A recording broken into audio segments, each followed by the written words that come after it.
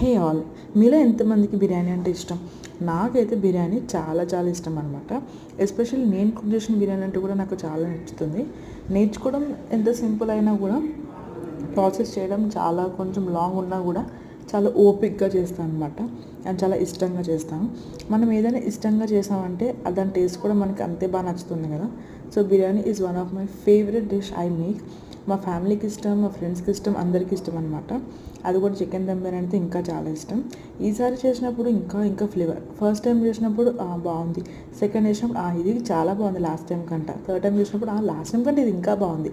అలా ప్రతిసారికి దాని ఫ్లేవర్స్ అనేవి ఎన్హాన్స్ అవ్వడమే తప్ప ఎప్పుడు టేస్ట్ తగ్గడం అయితే అస్సలు ఎప్పుడూ జరగలేదు అనమాట. సో చాలా అంత టేస్టీగా ఉంటుంది. మీ ఫేవరెట్ డిష్ ఏంటి? చికెన్ దమ్ బిర్యానీ అంటే మీకు కూడా ఇష్టమా? కామెంట్ చేసేసి కామెంట్లో చెప్పేసేయండి. సో ఇదైతే నేను కూడా చికెన్ దమ్ బిర్యానీ ఇక్కడ ప్రిపేర్ చేస్తున్నాను అనమాట. రైస్ అనేది చాలా నీట్గా వాష్ చేసుకుంటాను, బికాస్ కొంచెం అది వైట్గా కొంచెం వండిపోయినా కూడా స్మెల్ అనేది నాకు అస్సలు నచ్చదు. అండ్ బిర్యానీ ప్రాసెస్ చేస్తున్నప్పుడు I will be enjoying each and every moment అనమాట. సో బిర్యానీ గురించి చెప్పాలంటే ఒక పెద్ద స్టోరీ లాగా చెప్పొచ్చు అనమాట, because I love it so much and even every one will love it so much. I understand.